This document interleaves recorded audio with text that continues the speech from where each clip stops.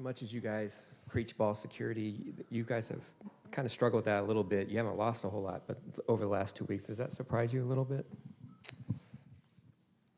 I wouldn't say it surprised us. We know it's our identity. It's something that we focus on day in, day out. It's the sole purpose of our program. It's the reason why we stretch every day and we warm up with holding water balls. And it's just something that the growth moving forward, it's something that, it happened early on in the season. It's something that we're going to put an extreme emphasis on moving on to the next week. And as we know, you can't always win games turning the football over. So, from here on out, we shouldn't have any more balls in jeopardy. Ball security shouldn't be an issue. Mike, just want to give you thoughts. Do you think the game on Saturday is another reminder that you can't overlook any opponent regardless of the colors? Is the hope you're seeing across from you? Absolutely. I think every day you just got to come with that same approach, understanding that we got to focus on ourselves. The only team that we feel can beat us is ourselves. So going into this week, the most important focus for this week is the people that are in this team room. And it's exciting to know that there's a lot of mistakes that we see on film that are correctable. And going in this next week, if we do what we have to do, we can take care of business. And it's exciting to see that because we have guys that really care about. You don't got to worry about motivating every single player on this football team because the motivation comes from within. And that's what's going to be exciting. You'll see Friday night. We're going to have an exciting team. Mike, how much have game plans been affected or maybe limited by some late developing things like Kalen not being available or Gump Hayes getting hurt, and the fact that those are kind of versatile pieces with how you guys you employ them? I mean, we have so much talent on this football team, more than I've ever been around. So when you do have adversity like that, guys just have to step up. And, a perfect example is a guy like DJ Foster. He's ready to step up at any position. If he needs to play quarterback, he could probably play quarterbacks.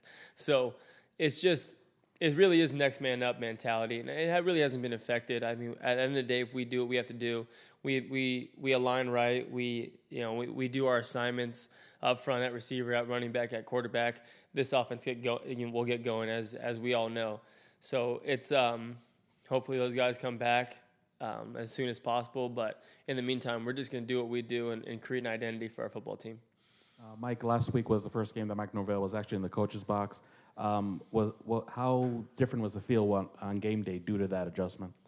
I thought it was great. Obviously, not a huge adjustment, I know, for Coach Norvell. I think it was extremely positive for him. The communication that I had between him and I was great.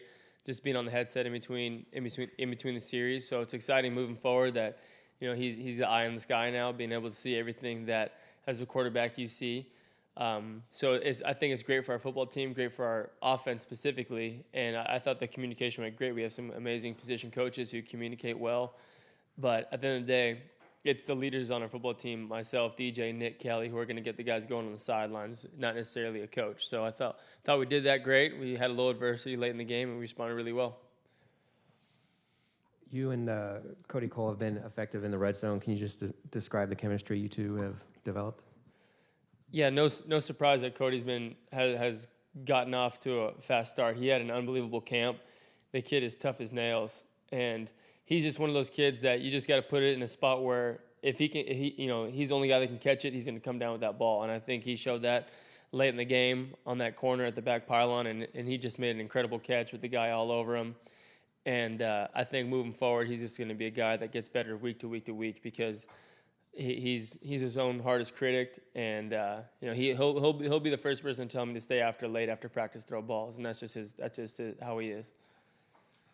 Mike, you mentioned how happy you are with the number of pieces that you have to work with offensively.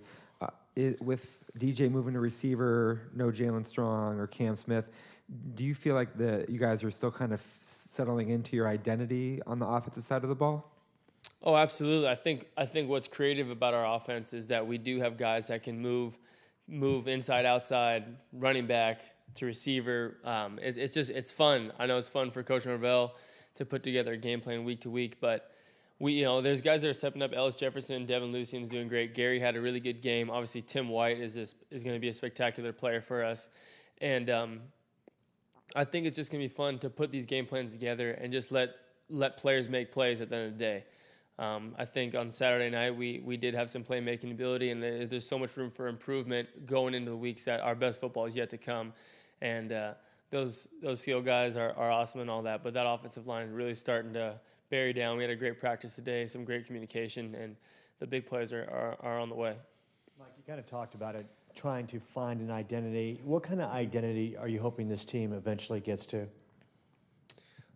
Well, I think we've established the identity in January and especially in fall camp that we're a physical football team.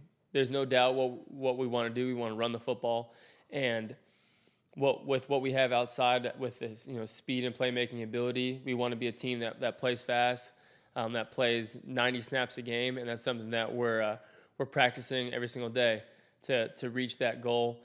And we feel we're the most in-shape football team in the entire country, and that's something that we take pride in. And from those big boys who are 300 pounds to our skinny guys outside and our tough running backs, our identity is that we play fast, we run the football, and you don't got to trick everybody. We're just going to go out and make plays.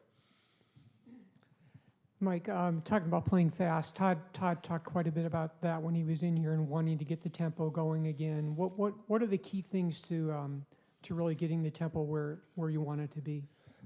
Establishing identity is something that's huge, and I think that's something that over the last 2 weeks we're excited about where we are moving into this third week, moving on to Friday night, is that we are creating identity. We have an incredible offensive line that is tough, that's physical. We got guys that can catch and run with the football, and we have an incredible running back in DeMario, DJ, and obviously Kalen, who hasn't been a part of the season so far. And like I said, we want to play fast. We want to play 90 snaps a game. We don't have to trick everybody because when we get rolling, we get rolling. And I think we show that on Saturday night is that we have some playmaking abilities to get 10 yards of carry. And as a quarterback and as offensive line, you love that. And the big plays will happen once we start establishing that identity and get teams on their heels. Mike, you brought up Tim White. We kind of saw glimpses of him in the fourth quarter. Just how much more can he do even with the cast, I guess, on? Yeah, well, since Tim, obviously, he's new, so he's still fresh into the program.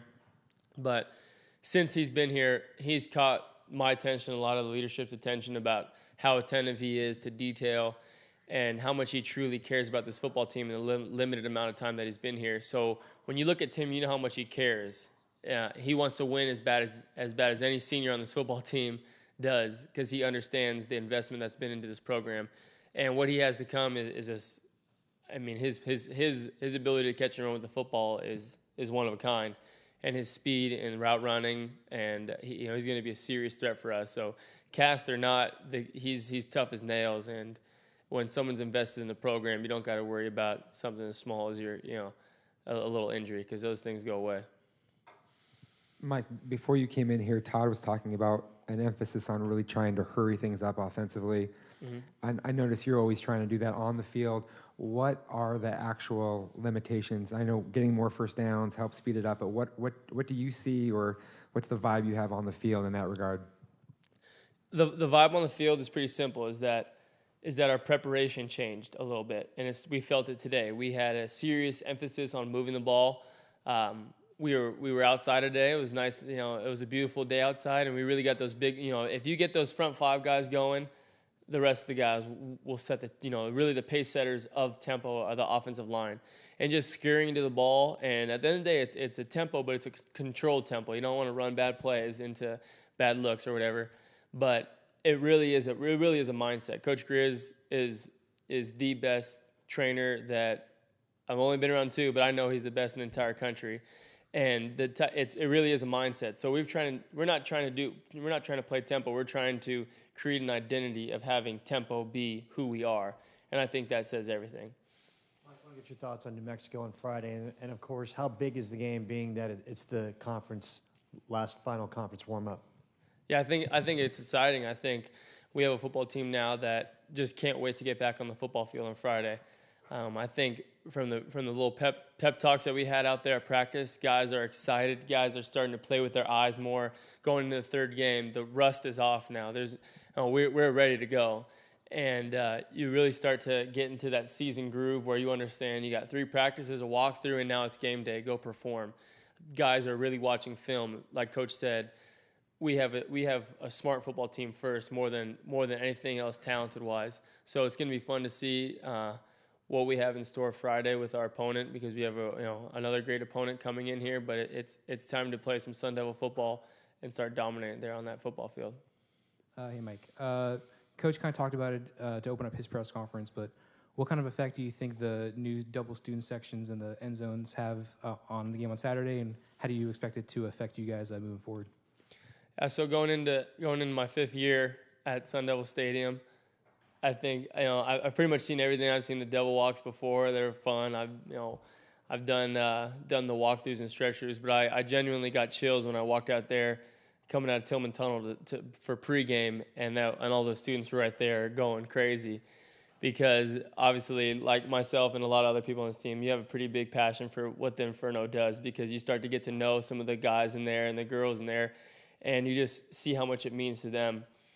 And what the capability of what that has, especially in the red zone on both sides, it is pretty spectacular. As an offense, it makes you want to score more because you want to see them celebrate. As a defense, you can just turn around and lift your hands a little bit, and those guys are going nuts. So if we can get them engaged, and it's going to be a fun season seeing whatever they have in store for us.